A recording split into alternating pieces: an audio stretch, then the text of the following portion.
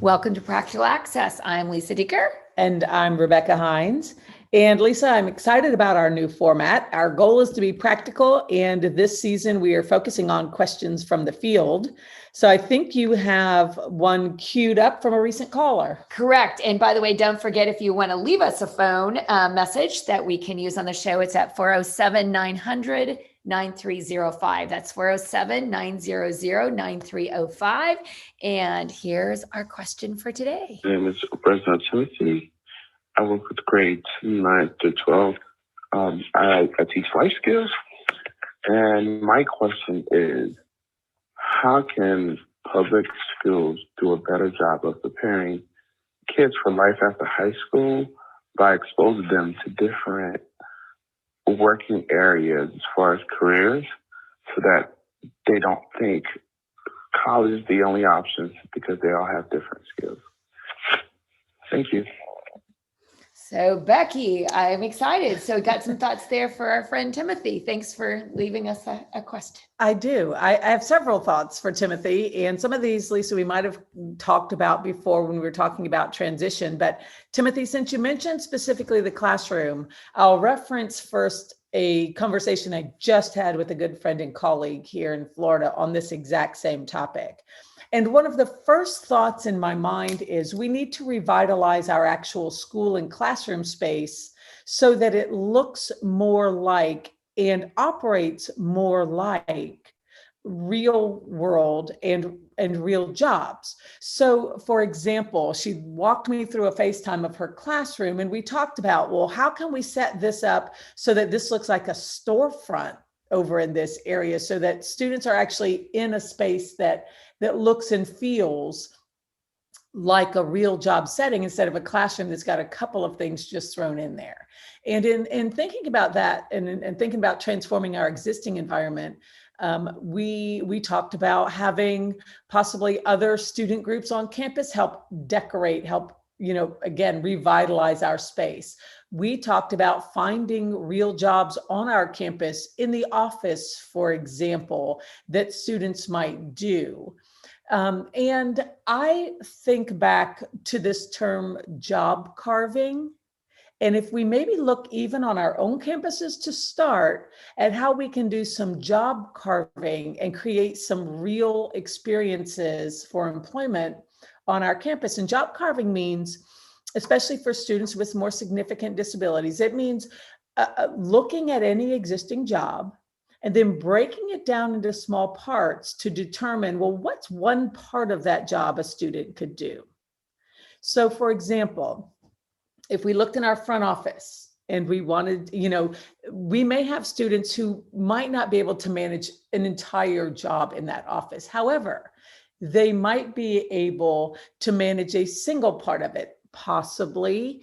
It could be something clerical. It might be something customer service based, where they're interacting with the public. It's really starting to look at jobs and break them down into small pieces. And I do think that by creating some spaces on our campus as a very first step, and providing kids some real world experience outside the classroom, revitalizing the space inside the classroom to look like it so I can practice in a safe space, then take it one step further right outside my classroom. And Lisa, I'll share some ideas for out in the community after you share your thoughts. Yeah, so I'm going to go back to being a mom for a moment and put on that practical hat. I think one of the best things that my son had the chance to do is they had job shadows. Now I know under our certain pandemic time, that would be a little bit harder, but why not let them virtually shadow somebody through phone or what have you? And I'm going to be honest with you, Timothy, this may make me sound bad, listeners, but I literally looked for what are the top 10 jobs that my son could get without a college degree. Because at that point in time, we weren't even sure he was going to get a high school diploma. And I still tell you today, one that he's been very interested in that pays a lot of money, by the way, Becky, if you didn't know, is elevator repairman. Mm-hmm. 6-figure job. It's an apprenticeship, but he then shadowed some of those jobs and made a lot of decisions early on, like, yeah, that one's not for me because you have to sit at a desk. So I also think it goes back to something we mentioned earlier, is knowing your students and doing things like strength profiles, like Thrively, looking at certain things that might take kids in that direction, but just giving them the chance to meet folks. And then I'll let you share. I know you've got a plethora of ideas here. I have one small little simple tip, but I'll let you share kind of your ideas of getting them out onto the web. And I think some resources there, Becky. Well, I think your idea of virtual job shadowing is another great one. And again, Timothy, let's think about how this could look in our classroom and where we would even start. And it starts by finding volunteers, a lot of times working with kids with more significant needs. I relied on family and friends. And in this case, an example, my sister-in-law cuts hair. She owns her own business. If I asked her, hey, can I put a camera, can you let us FaceTime into your business and for X number of minutes per day so that it's projected on a screen, but I can talk about what's happening in there and what you're actually doing in there. And then she would gladly do something like let us interview her later. But I think we sometimes make it a really formal process, and often it starts with who are the persons of convenience that we can work with. Parents at the school, so that idea of a career day, but now it's not just interviewing people, it's literally broadcasting from and showing them while you, Timothy, kind of talk with your students about what's happening on the screen. I think that's a great idea. Some of the more formal tools that are out there, and these are the ones that you may be familiar with, are things like ONET online. It's just O-NET. And that is kind of the definitive website, excuse me, in the area of careers and jobs. And Lisa, I've heard that vocational is actually going to get a big lift in the coming years. And I think there's going to be a real bounce back into looking at some of those things. So we need to keep our eyes open. There's another website, and I've mentioned it before, but if you have not checked it out, it's called Identifor. Spell that. It's IDENTIFOR, Identifor. Identifor, thanks. And Identifor is a game-based platform in which kids of all abilities play different games. There's a lot of games on there. And the computer analyzes the gameplay, the decision-making, and starts to recommend jobs that it looks like you might be interested in just based on those subconscious things about yourself. So in Identifor, it will create a dashboard for every student, and it actually links up with ONET.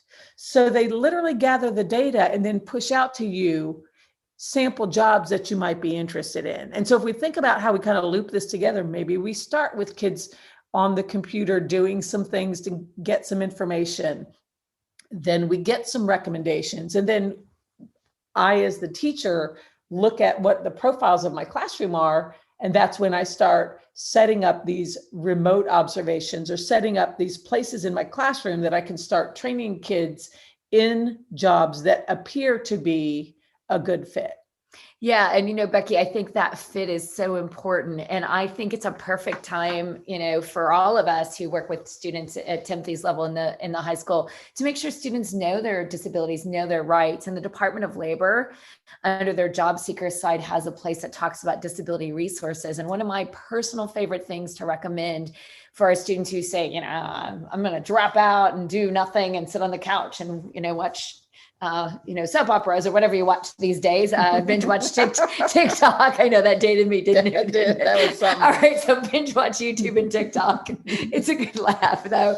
But I really think that those students meeting students with similar differences like themselves, both culturally, gender, race, class, and disability, really can be super helpful. And so think about past students that have graduated, that have been successful. Ask them again to come into your classroom and do a little 5-minute, like, hey, I had no clue what I wanted to do as a freshman, but now I'm making, 6 figures running a manager at X, Y, and Z. And so don't always pick those students who just took the college path, but give students those career paths. Like I know right now, the number one skill beyond engineers is welders. What a great thing. But many of our students, often it isn't that they don't see a future. they don't know of a future because maybe they haven't been exposed to that, especially our students who struggle with those social emotional skills. They tend to only see the glass less than half full. And maybe we want them to meet some people that have a fairly full glass that maybe struggled themselves would be my last recommendation. Well, I think that's a great point. And for those kids who might have more significant needs, I do think that we rethink how we train and prepare, so we get away from something that feels like this, old-fashioned sheltered workshop approach. And let's see how we can make it more vibrant and more engaging with immediacy. And so, Timothy, your first step, in my opinion, go to your drama department, see who designs the sets, see who on your campus is good at creating spaces, and start thinking about and planning for how you can bring your classroom to life in terms of a new place to train for the community. Well, we thank you for that question. And again, don't be shy in sending us questions on Facebook or at Access Practical on our Twitter feed. And again, if you'd like to leave us a voice message that we could use your question, it's 407-900-9305. Thank you for that question. And we look forward to seeing you watch soap operas with us in the future.